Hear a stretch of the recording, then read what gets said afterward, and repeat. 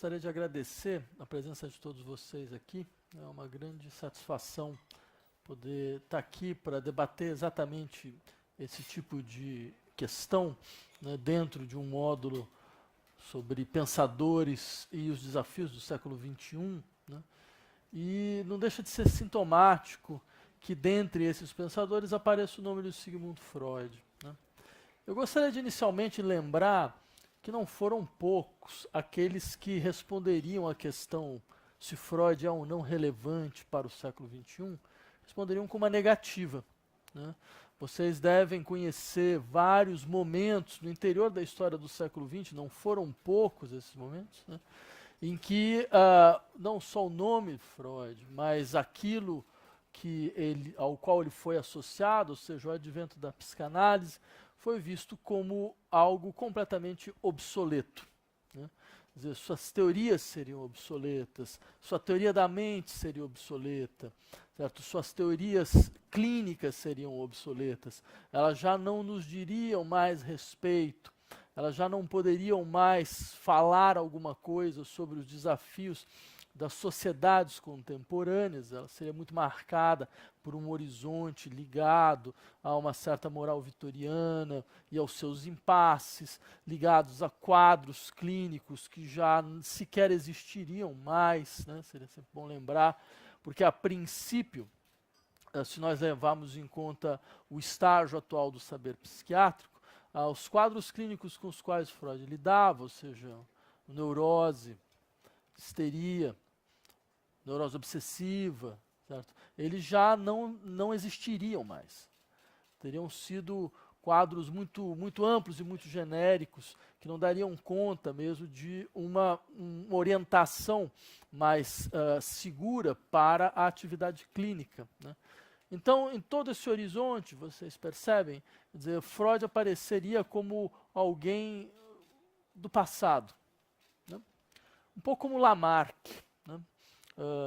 No campo da biologia, ou seja, alguém interessante a ser lido, né, do ponto de vista histórico, mas que já não ressoaria no nosso presente, né? É claro que se eu estou aqui a debater esse assunto com vocês, é porque, de fato, essa não é a minha leitura, né? Eu insistiria que há uma consciência cada vez mais clara de que a experiência intelectual freudiana ela não tem apenas um interesse clínico, né? Embora é sempre bom lembrar que um interesse clínico nunca é exatamente apenas um interesse clínico, certo? Porque a maneira com que uma sociedade define o que é a distinção entre saúde e doença está intimamente associado a uma série de outros valores, né? Valores como saúde e doença não são meramente valores descritivos. Bem, até porque já a própria colocação já diz muito. Se são valores, não podem ser exatamente descritivos, porque eles implicam uma perspectiva de valoração, né? E essa valoração, no caso do humano, ela está longe de ser alguma coisa dada pura e simplesmente pela equalização de certos marcadores biológicos. Essa valoração ela está profundamente embutida de uma ideia do que significa uma vida bem-sucedida. Humanos sofrem quando têm a consciência tácita de que não foram capazes de alcançar uma vida bem-sucedida. E vocês podem imaginar, certo, o que significa, quão complexo, quanta produção social, histórica, certo, está presente em um conceito como uma vida bem-sucedida, né? O quanto conflito, eu diria, certo? Quanta instabilidade está presente nisso. E é óbvio que tudo isso entra no interior do campo da reflexão clínica, certo? Não é por acaso, se vocês pensarem mais detidamente, que muitos dos marcadores, dos orientadores do saber clínico, eles não são exatamente valores produzidos no campo da clínica. São valores exteriores, que vêm de outros campos da cultura e que aparecem no interior da clínica. Por exemplo, todos vocês sabem, né, e isso é algo que nos acompanha ao menos desde os gregos, como o equilíbrio é um valor clínico importante para a definição mesma da distinção entre saúde e doença, em muitos casos, né? Equilíbrio é um valor estético, ligado à simetria, ligado à proporção. Como proporção, desde os gregos, é um elemento fundamental para a definição de saúde. Certo? Saber medir, fazer as coisas com uma boa medida. Vocês percebem como nós estamos falando, na verdade, muito mais de valores estéticos? Saber se controlar, por exemplo. Saber ordenar sua vontade, saber estabelecer uma hierarquia da sua vontade. Certo? Muitas vezes aparece a nós como elementos fundamentais, não só em uma espécie de saber fazer, né, com nossas práticas cotidianas, mas de saber conservar a saúde.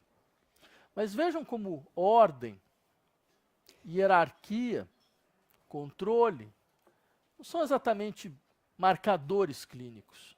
São valores políticos, que a clínica absorve para o seu campo. E não poderia ser diferente, certo? As modalidades de sofrimento psíquico estão profundamente enraizadas em um horizonte de ação social, certo? Que faz com que os seres humanos lidem com um campo amplo de circulação de valores em várias dimensões. Certo.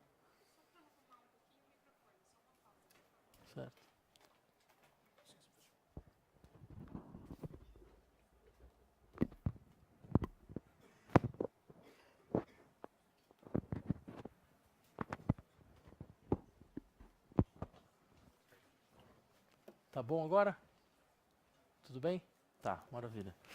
Então, bem, retomando o que eu estava dizendo a vocês, eu insistiria que se alguém que compreendeu isso de maneira muito própria e clara foi Freud. Por isso que a sua clínica é tão, ou sua reflexão clínica é tão singular. Porque imaginem vocês, um médico, Viena, um médico especializado na teoria das neuroses, ou seja, especializado em problemas neuróticos, de neuroses histéricas, ou que chegou mesmo a criar uma categoria como a neurose obsessiva, que escreve não só sobre casos clínicos, não só sobre conceitos próprios ao campo da clínica, mas ele vai escrever, ele vai fazer análise de romances, né? Dostoiévski, o Parricídio, né? Gradiva de Jensen, né? Que vai falar sobre a ontogênese da vida social, totem e tabu, né? Ou vai escrever textos sociológicos, claramente sociológicos, como o futuro de uma ilusão, né? Como o mal-estar na civilização, ou textos de reflexão sobre uma psicologia política, como, por exemplo, Psicologia das Massas e Análise do Eu. Vocês percebem a peculiaridade dessa produção textual? Vocês conseguem imaginar hoje um clínico ou um psiquiatra, certo, que tem esse tipo de abordagem ou de escrita? A boa questão é, por que esta escrita? Porque era um espírito interessado em tudo, que tocava em tudo? Ou porque, de fato, o seu problema exigia esse tipo de abordagem? A sua reflexão exigia esse tipo de abordagem. O que nos coloca diante de uma questão muito interessante, que é que tipo de reflexão é essa? Qual é o seu objeto? Né? Qual é, de fato, o seu problema? Vamos partir do seguinte pressuposto. Vamos partir do pressuposto que, para Freud, é impossível, no sentido forte do termo, fazer uma distinção entre indivíduo e sociedade. Ela não é operacional no seu pensamento. Não há nenhum sentido em fazer essa distinção para Freud. Em última instância, não é muito difícil dizer, para Freud, o indivíduo, no sentido forte do termo, não existe. E eu queria mostrar para vocês como isso tem uma consequência muito interessante dentro de um tipo de reflexão sobre um problema que para nós é decisivo.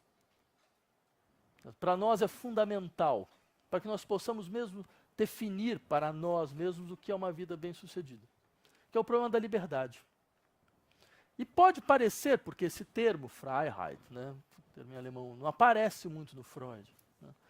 Não tem textos específicos sobre o problema da liberdade. Né? No entanto, eu gostaria de insistir, toda a sua reflexão é marcada por esta questão. Em que condições é possível falar em liberdade e emancipação? Né? Eu sei, mais uma vez, são termos que não estão muito presentes. Se vocês procurarem textualmente, vocês não vão achar. No entanto, o problema está lá. Está lá, mas exposto de uma maneira completamente inusual. É o mínimo que se possa dizer. Né? Porque, é claro, todos nós conhecemos, certo, Freud como teórico dos processos de condicionamento. Sou condicionado pela minha história, sou condicionado pelos conflitos familiares, pelas repetições vinculadas ao núcleo familiar, certo? Sou condicionado, entre outras coisas, pela dinâmica inconsciente do meu desejo. Há toda uma teoria da determinação, de como os sujeitos são determinados. Então, dentro de um horizonte dessa natureza, parece difícil pensar em liberdade.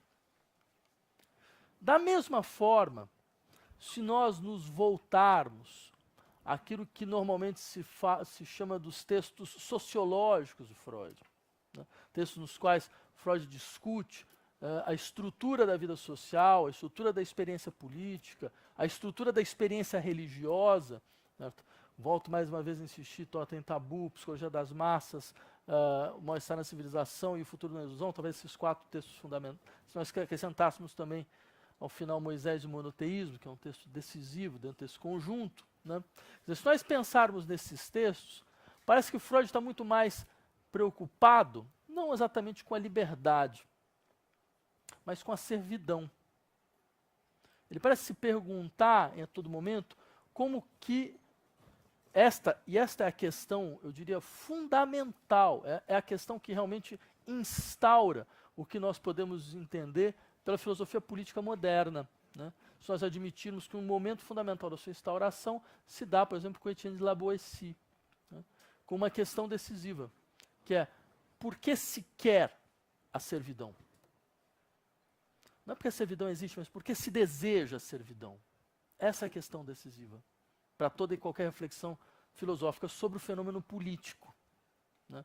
E vejam como essa questão ela nos coloca dentro de um eixo de reflexão muito preciso. Certo? Porque trata-se de se perguntar em que os sujeitos são cúmplices da sua própria sujeição. Em que condições os sujeitos desejam a sua própria sujeição e por quê? Né? Então, ou seja, se esta pergunta é uma pergunta que nós podemos dizer que instaura a própria dimensão da filosofia política em suas expectativas de emancipação, é porque ela é animada pela crença de que a reflexão sobre a servidão é a condição primeira da liberdade. Né? Ou seja, a reflexão sobre por que a liberdade não se realizou ainda é a condição primeira para a sua efetivação.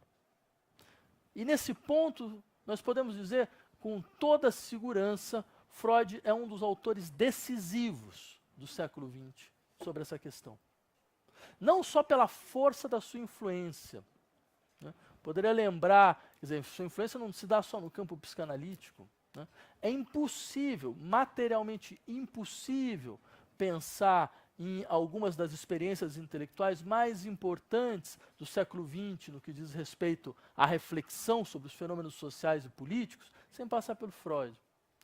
Não se pensa a escola de Frankfurt, Theodor Adorno, Herbert Marcuse, né? Max Horkheimer, o mesmo Walter Benjamin, em menor grau, sem passar pelo pensamento freudiano.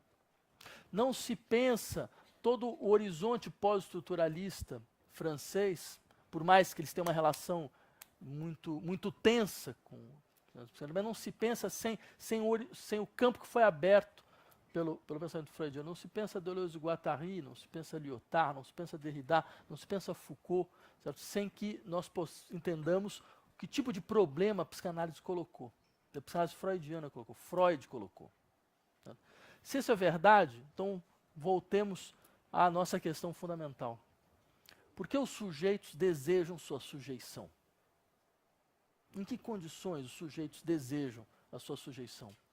Essa, volto a insistir, é a questão fundamental dos textos sociológicos freudianos. Certo? Essa questão, ela não vai ser só uma questão política, ela também vai ser uma questão ética maior, decisiva. E a coisa interessante é, Freud, à sua maneira, diz, sujeitos desejam sua sujeição porque eles foram produzidos para desejar sua sujeição. A maneira com que os sujeitos são constituídos, porque há uma constituição dos sujeitos, a maneira com que eles são socializados, a maneira então com que o aparelho psíquico ele se conforma, ele é conformado, certo? Ele é feito de uma maneira tal, porque trata-se, na verdade, do resultado de um processo de sujeição social. Ou seja, a sujeição social, ela está presente no interior da nossa vida psíquica. Certo? A maneira com que a nossa vida psíquica se estrutura, ela é resultado, na verdade, de um impacto social de disciplina e de controle. Então a nossa vida psíquica é, como dizia o Adorno, um sistema de cicatrizes. Certo? Um sistema de cicatrizes que expressam o desconforto, o mal-estar, o sofrimento, com uma forma de sujeição social. Nós trazemos a marca dessa sujeição na nossa própria estrutura psíquica, mas nós trazemos também a marca da nossa revolta em relação à sujeição. E por isso, o sujeito freudiano, ele é, antes de qualquer coisa, um sujeito clivado, um sujeito dividido entre a sua adesão à sua própria sujeição e a sua revolta a ela. Essa divisão ela marca, mas marca no sentido forte do termo. Ela divide o aparelho psíquico em várias instâncias, entre o eu, super-eu, o isso. Certo? São termos que o Freud utiliza para falar qual o impacto da internalização de princípios sociais de conduta. Se é verdade, e a ideia fundamental do mal-estar da civilização, muito bem expressa por uma frase do Benjamin, é: não há documento de civilização que não seja um documento de barbárie. Né?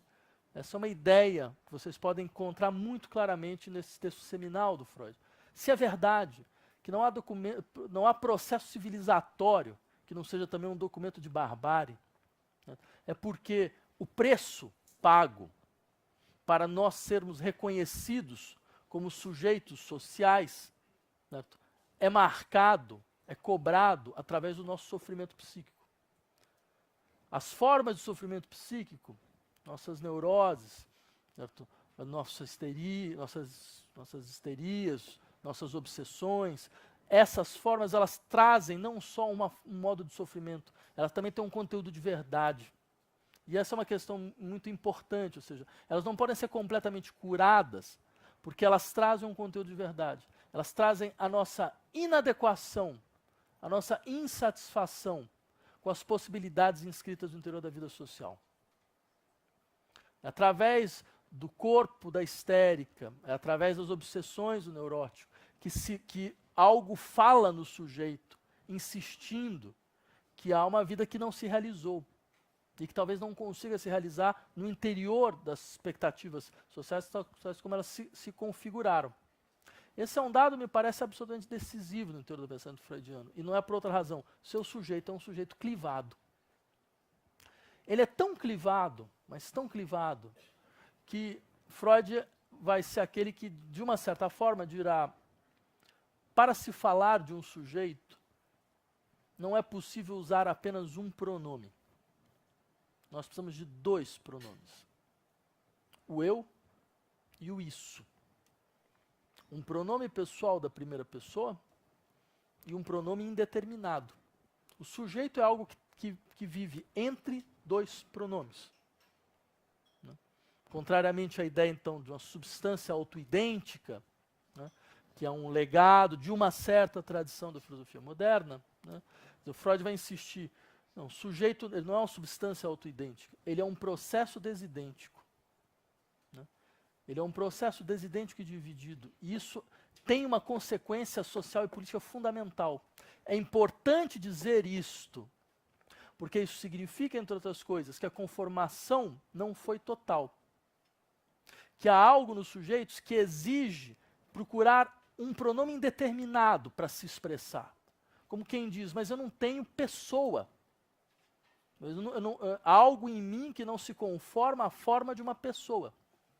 E este algo em mim que não conforma à forma de uma pessoa, talvez é o que eu tenha de mais verdadeiro. Talvez é o que eu tenha de mais decisivo. Né? E aí vem uma questão bastante interessante. Vamos ver. Que é mais ou menos a seguinte. A gente pode começar a entrar no nosso debate sobre liberdade. Né? Porque eu queria mostrar, afinal de contas, em que condições um pensamento como o freudiano é decisivo para que nós possamos reconstruir nosso conceito de liberdade. E eu insistiria muito nesse verbo, reconstruir, né? Porque talvez só seja possível para nós pensar a liberdade à condição de procurar reconstruir seu conceito. Ou seja, o conceito de liberdade, tal como ele nos chega, é um conceito mutilado. É um conceito que, na verdade, é o operador de uma interversão, de uma reversão. O conceito de liberdade se transforma em conceito de dominação. Ou seja, esse é um dado, existe uma espécie de dinâmica no interior da maneira com que os modernos pensaram a liberdade. Quer dizer, a liberdade ela só pode, tal como um setor fundamental do pensamento moderno compreendeu, só pode mesmo se realizar como sujeição. Ou seja, há um problema no conceito de liberdade. Isso é um pouco que o Freud, essa digamos assim, é uma consequência do pensamento freudiano. Se nós devemos pensar liberdade, nós precisamos repensar seu conceito. Só que vocês podem me perguntar, mas afinal de contas, qual é esse conceito hegemônico de liberdade? Tal como nós nos teria sido legado, de certa forma. Há várias maneiras de responder essa pergunta. Né? Eu gostaria de apresentar ao menos uma delas. Né? Que é insistir, para nós, liberdade está profundamente vinculada à noção de autonomia. Para nós é difícil pensar uma liberdade que não seja o exercício da autonomia.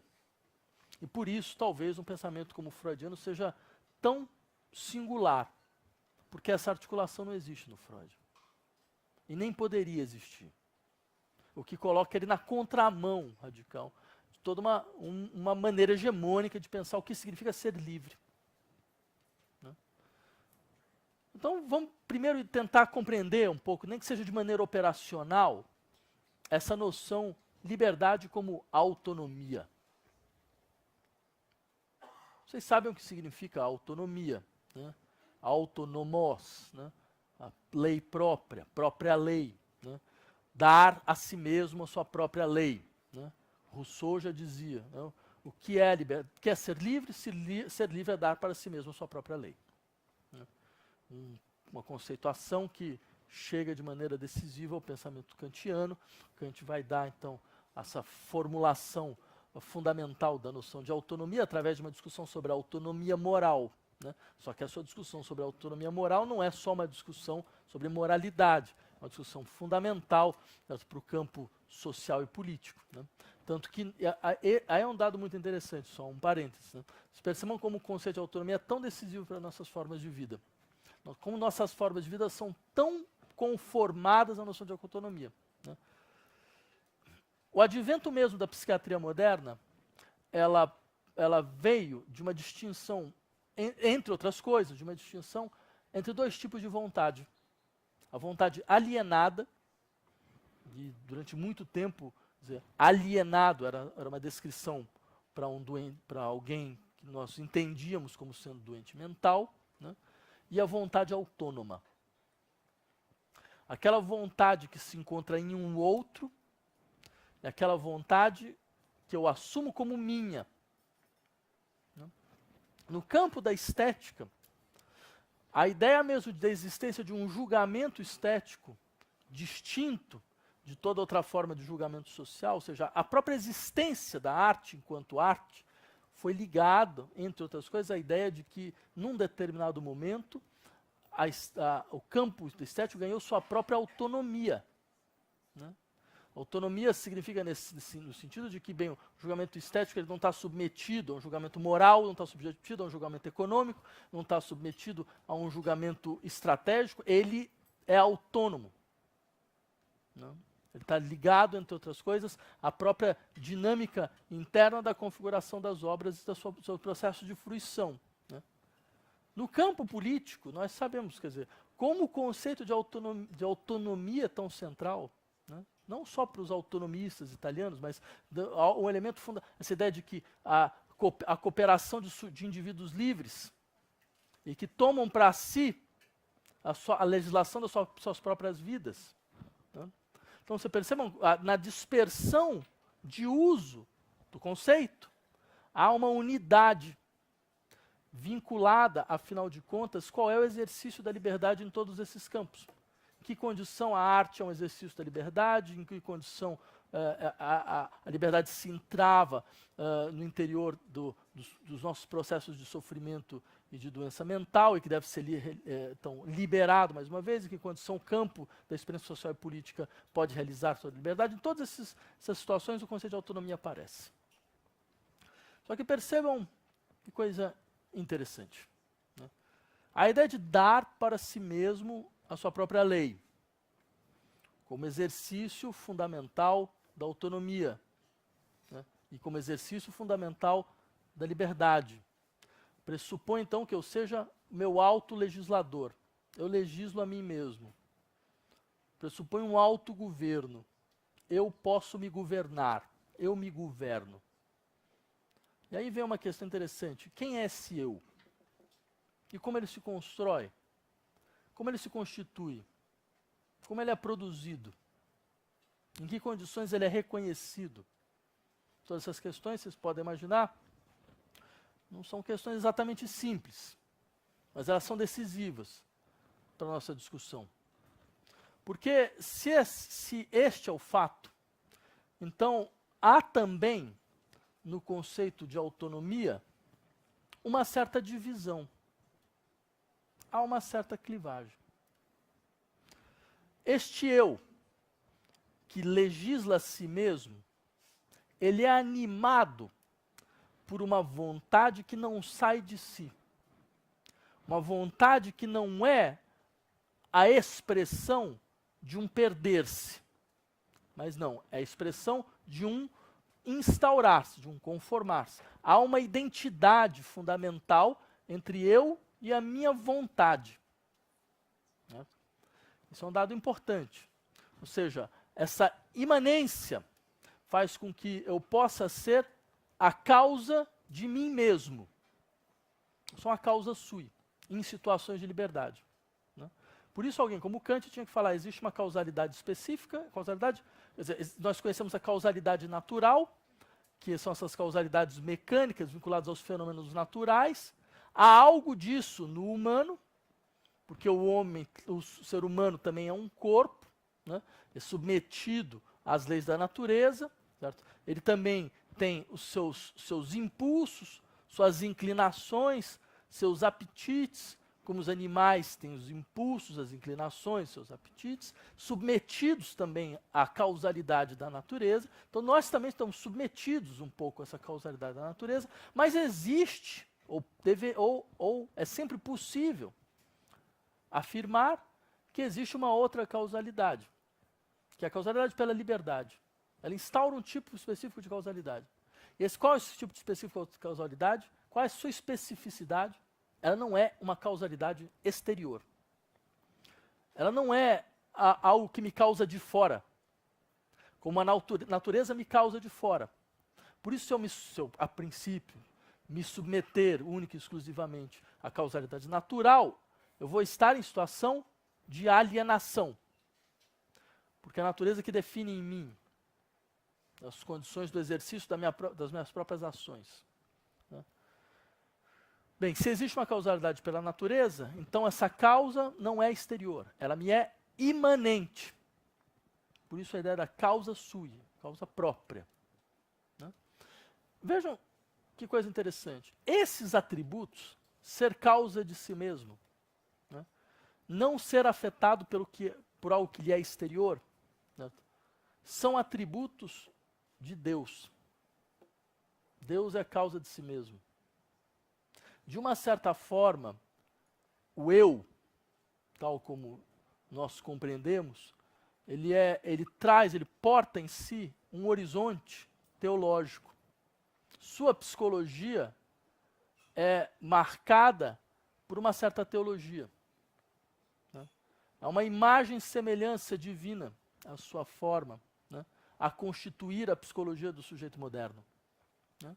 Há uma teologia na base da psicologia do sujeito moderno. Nós podemos insistir isso. Está muito marcada por essa maneira, então, com que a ação vinculada a uma vontade livre, vontade e decisão, vontade e ação, vontade e ato, certo? Essa imanência entre vontade e ato, ela só pode aparecer inicialmente como um atributo divino, e depois vai ser secularizado.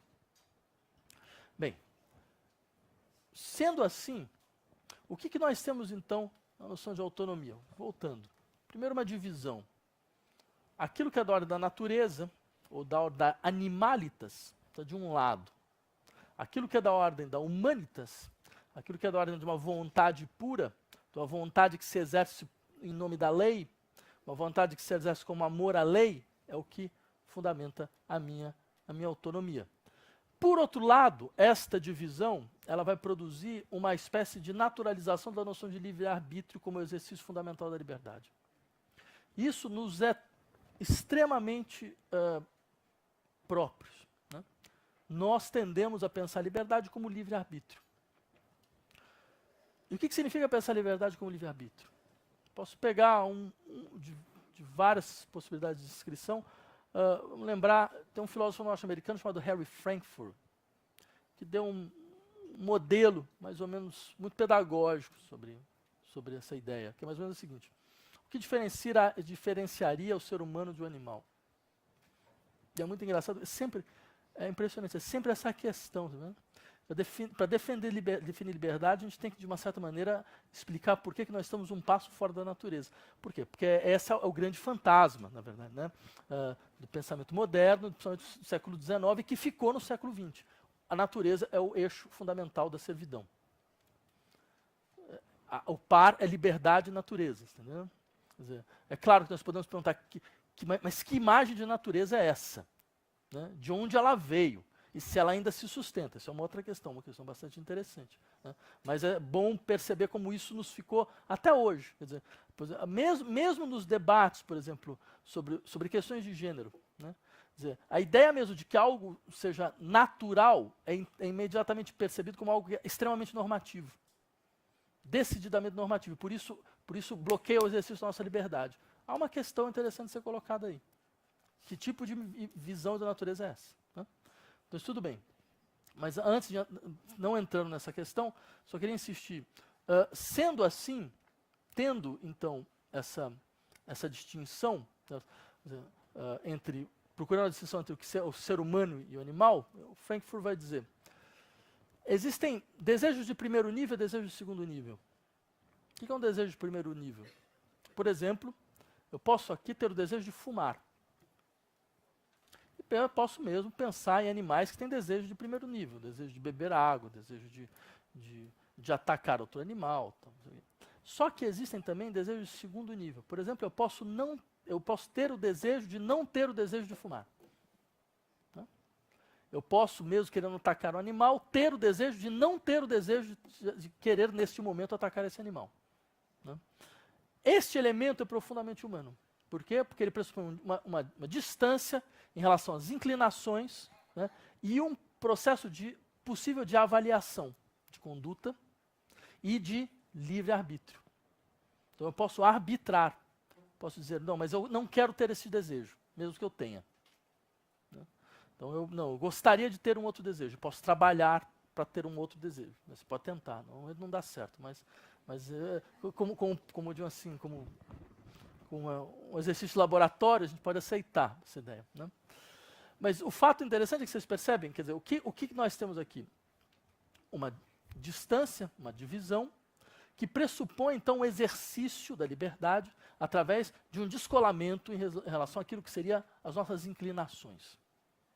Nossas inclinações, nossas pulsões, nossos desejos. Né? Ok. Isso seria, então, um elemento fundamental do governo de si e do controle de si. Eu poderia utilizar todo o resto da nossa conferência, insistindo como esse horizonte constituiu nossa ideia de liberdade. Através de um fantasma, vocês estão percebendo?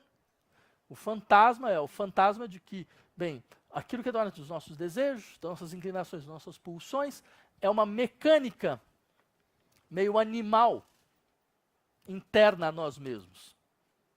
É o que há de animal em nós.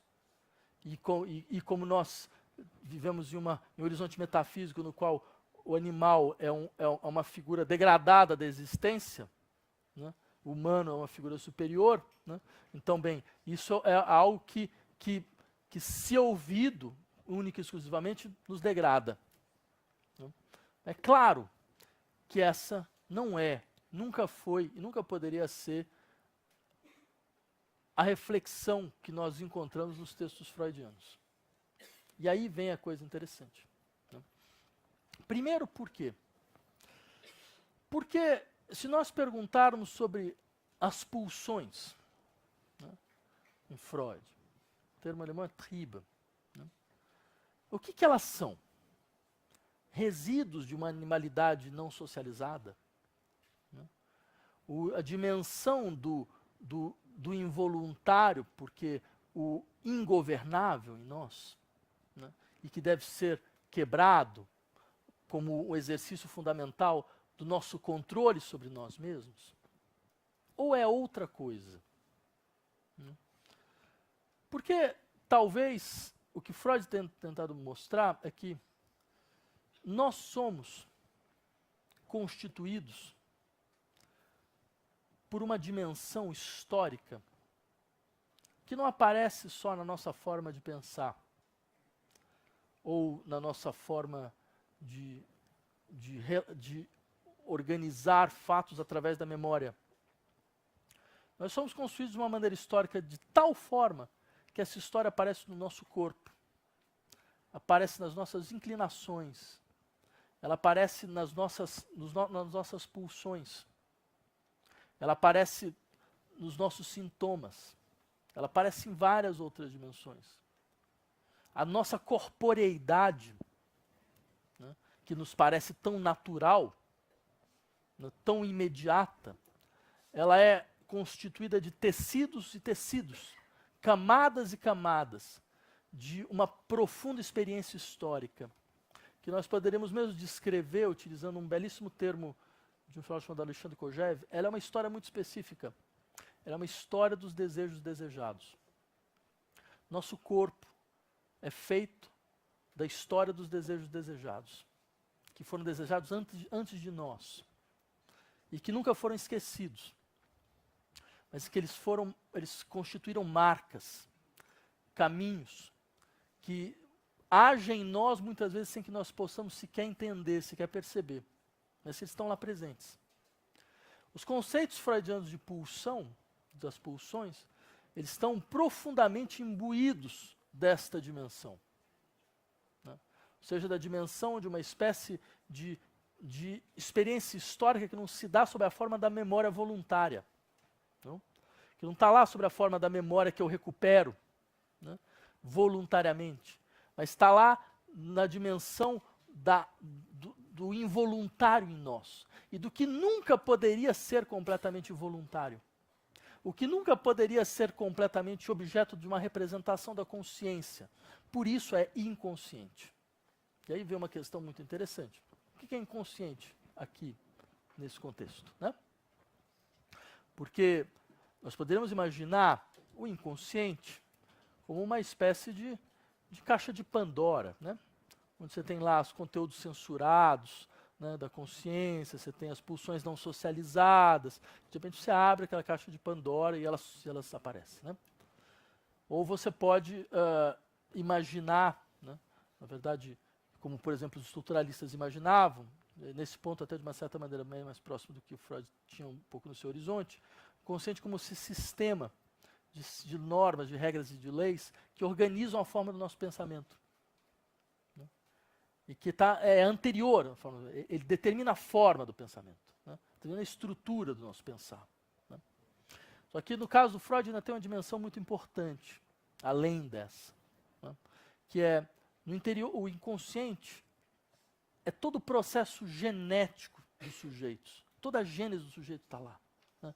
Toda a estrutura dos desejos que o determinaram, a constelação de desejos que o precedeu, que no entanto ele se inseriu e que não poderia ter sido feito de outra forma, e que age nele. Né?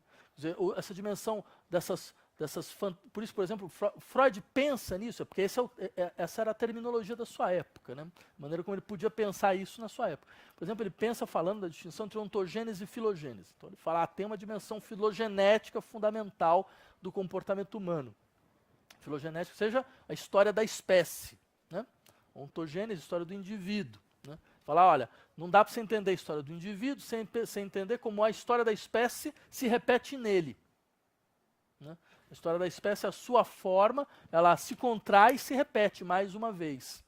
Então, por exemplo, quando ele vai falar sobre totem tabu, né, ele vai partir dessa ideia de que, bem, existe um processo então de constituição do próprio vínculo social baseado sobre o sentimento de culpa.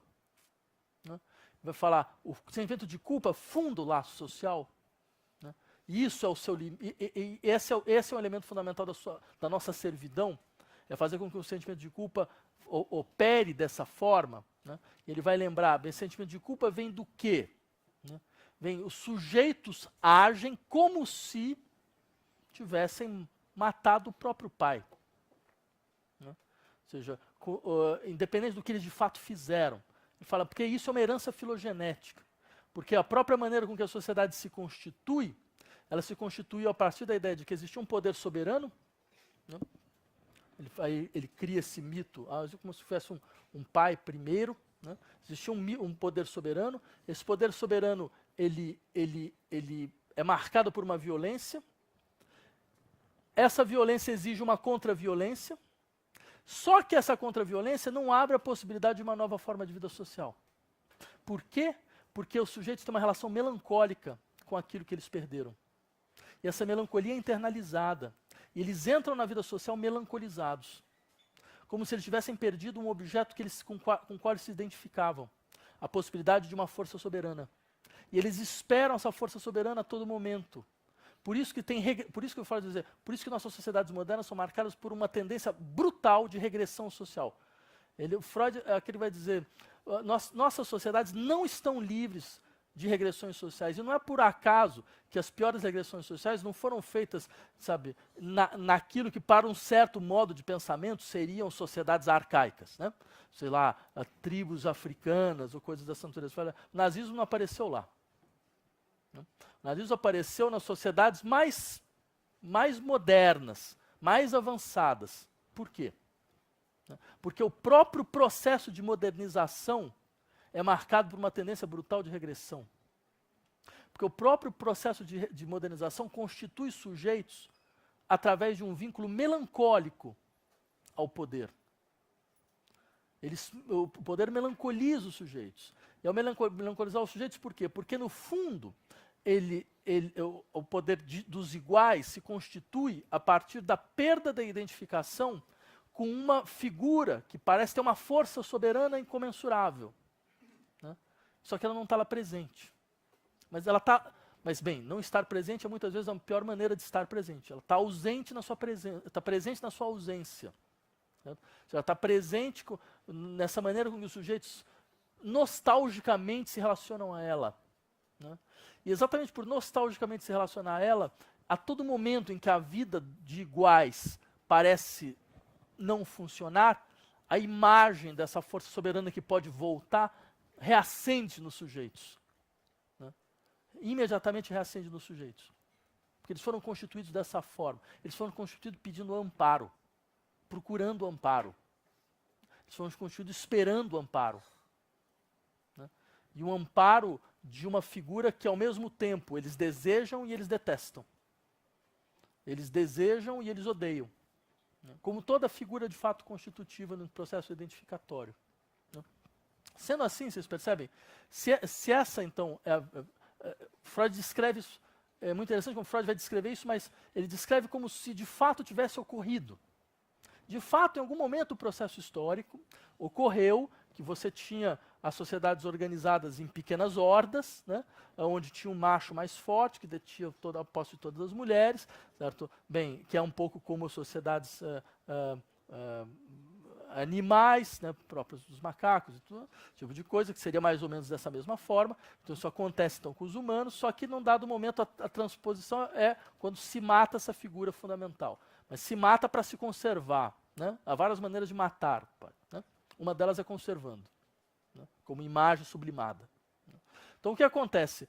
Ele vai descrever como se fosse um processo histórico. Para dizer o quê? Para dizer, mesmo que os sujeitos hoje não tenham nada, não tenham feito nada disso, essa história ressoa.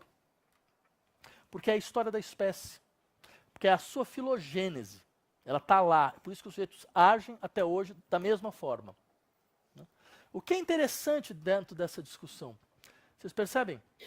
É como se o Freud dissesse, essa fantasia social marca uma história que é internalizada nos sujeitos. Os sujeitos nunca estão completamente no presente. Eles nunca vivem completamente no presente. Eles vivem a todo momento lidando com uma profunda dimensão espectral. Eles são constituídos de uma dimensão espectral. E essa dimensão espectral, por incrível que pareça, é a dimensão mais real. Porque é ela que realmente determina o sentido das nossas ações. Que expressa, que exprime qual é o sentido das nossas ações. Né? Só que o que é interessante no caso do Freud é que essa estrutura espectral, ela está lá onde, até então, outros viam como a pura e simples animalidade ou naturalidade do humano. Ela está nas pulsões, ela está nas inclinações, ela está nas fantasias. E esse é um dado decisivo. Só para dar um fecho um pouco na nossa reflexão, para que a gente possa então começar nosso debate, eu insistiria, o que se faz com isso, no caso do Freud? O que se faz com essa dimensão espectral do humano?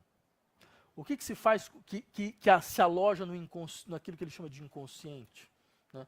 E aqui é sempre bom lembrar que o inconsciente no Freud, ele não é um estado, ele é uma instância. E é importante entender a diferença entre os dois. Se eu falo que eu estou em estado de inconsciência, significa que há representações que a minha consciência não consegue ter acesso.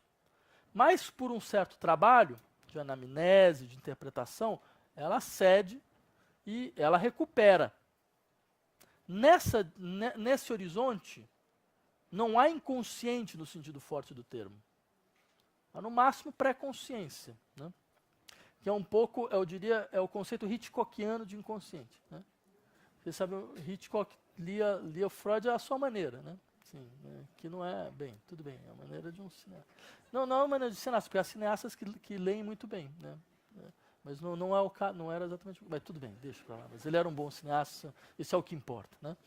Só que, por exemplo, é sempre, sei lá, vocês podem lembrar de um filme como Marnie, Confissões de uma Ladra, né? Onde você tem uma mulher que é cleptomaníaca, né? E aí, num dado momento do filme, aparece, isso é muito engraçado, aparece um galã que, ao mesmo tempo, se eu não me engano, ao mesmo tempo, ele faz o papel do detetive e de psicanalista. Né? Porque ele vai descobrir que, no fundo, ela teve um trauma na sua infância, ela viu a sua mãe assassinar uma pessoa e ela esqueceu completamente, censurou completamente esse elemento da sua consciência, e isso impacta muito na maneira então, com que ela vai agir. Então ele faz uma abreação, ele faz ela repetir a cena mais uma vez, né? E ao repetir a cena ela se liberta. Né? que é quase um pouco a lógica ação-reação. É uma reação diferida, que não pode ter ocorrido naquele momento, vai ser ocorrido então tempos depois, graças ao grande amor que ela vai ter por esse detetive psicanalista, galã de cinema, não sei o quê, e resolve toda a sua situação. Então vocês percebem, mas o que é interessante nisso? Não há inconsciente aqui. Não há inconsciente. O que você tem são conteúdos recalcados que vão a uma outra cena que podem ser, através de um processo bem sucedido, recuperados. Só que no caso do Freud, o que acontece o inconsciente não é só uma dimensão desses conteúdos que vão desaparecer por um certo momento do horizonte, então, assim, da apropriação da consciência. Na verdade, o inconsciente é uma outra forma de pensar, completamente estranha à consciência. Uma outra forma de pensar, de articular, que é completamente estranha à consciência, submetida a outros processos. Aquilo que o Freud chama, por exemplo, de processo primário. Né? E que faz, então, com que, de uma certa forma... Bem, talvez aí a gente está falando de cinema, então, talvez uma das melhores representações do que, de fato, é o inconsciente freudiano vem de um outro cineasta, né? Vem de David Cronenberg, em um filme que é Naked Lunch. Que, num dado momento do filme, há um protagonista que ele fala, mas ele fala como se tivesse uma segunda fala por baixo, que vai subindo, vai aparecendo. Né? Então você imagina que tem uma segunda fala e uma outra língua. Né? E que não tem tradução as duas línguas, mas a outra insiste a todo momento. Né? Isso é um pouco o inconsciente freudiano. Né? Então significa o quê? Há uma outra forma da experiência. Essa forma da experiência, no caso, ela é transindividual, ela não se submete ao horizonte de interesses do indivíduo, ela é transindividual, ela constitui objetos de outra forma. Né? E mais, ela age em nós de forma involuntária. Né? Ela pode ser o horizonte de um desejo que é nosso, mas aí vem a coisa interessante, porque isso demonstra como nossos desejos não são completamente nossos. Não seria possível ter uma relação de propriedade em relação aos nossos, porque, como se eu falasse, essa é a minha propriedade, é o meu desejo. Nossos desejos não são completamente nossos. Mas essa que é a coisa interessante. A possibilidade de entender que nossos desejos não são completamente nossos pode abrir uma outra forma de relacionalidade. Uma outra forma de estar em relação. Uma outra forma de se saber atravessado por outros. E de saber, de uma certa maneira, em um processo de ressonância contínua em relação a outros. Mas isso muda radicalmente, é aqui que eu queria chegar. Né? Isso muda radicalmente o que significa uma ação livre. Vocês percebem? Uma ação livre não será uma ação que é feita como se eu desse, então, a minha própria lei. Como se eu, então, estabelecesse o meu próprio domínio. Como se eu, então, fornecesse o horizonte do que me é próprio. Né? Certo? Na verdade, uma ação livre é aquela que implica um certo regime de abertura ao que eu não controlo completamente. Ao que não me é próprio completamente. Ao que não se submete por inteiro à forma de um eu. Né? Mas que, de uma certa maneira, age em nós como a ressonância de processos, de desejos desejados que nos constituíram. Descentrando o horizonte da ação, descentrando o locus da agência, abrindo esse locus a um tipo de relacionalidade que tem uma forte conotação política. Por quê? Porque eu terminaria um pouco por aqui, nós tendemos a pensar a vida política como um jogo de tensão em relação a associações e reconhecimentos. Nós somos indivíduos, cada um tem os seus sistemas de interesse e de identidade suposta, nós precisamos nos fazer reconhecer na vida social. Né? E para isso nós precisamos de uma negociação. Há coisas que nós podemos fazer reconhecer, outras que não. Certo? Nós tensionamos o horizonte, mas vocês percebem? Isso é um pouco a dinâmica própria a uma sociedade pensada como uma associação de indivíduos que estão em contínua tensão a respeito do reconhecimento dos seus próprios interesses. Um pouco como proprietários, que cada um tem o seu pedaço de terra e cada um vai tentando acertar, afinal de contas, de onde vai a cerca. Né? Bem, o que é interessante no modelo freudiano é que essa visão da vida social desaparece. Ela perde completamente o sentido. Ela perde completamente o sentido porque não há mais indivíduos no sentido forte do termo. Que indivíduo existe quando você descobre que, afinal de contas, o teu desejo, sua forma de desejar, o horizonte da sua forma de vida, ele é a ressonância contínua de uma multiplicidade de desejos, de experiências que te precederam e da qual você não tem uma representação consciente adequada. Então elas emergem em você em vários momentos. Que tipo de eu é esse? Você percebe? Quer dizer, qual o sentido em falar? Por isso que o Freud vai falar para você, você precisa de 2 pronomes, um só não basta. Porque que princípio é esse de eu? Né? Então, se existe de fato esse fundo de espectralidade, há uma socialidade que se constitui a partir da ressonância desses processos, que despersonalizam os sujeitos, que criam um horizonte comum, inapropriado, inapropriável, mas comum. Né? Fazendo então com que a minha relação ao outro se modifique, por quê? Porque a opacidade do outro em relação a mim mesmo é da mesma distância que a minha opacidade em relação a mim mesmo. A distância que eu tenho em relação ao outro é a mesma distância que eu tenho em relação a mim. O que não significa submeter o outro a mim, mas fazer com que a relação a mim, o si mesmo, ganhe uma dimensão de alteridade radical. Esse é, no final das contas, por mais incrível que pareça, um dos maiores exercícios de liberdade que nós podemos ter. E é isso que o Freud nos ensinou. Era isso. Muito obrigado. Bom.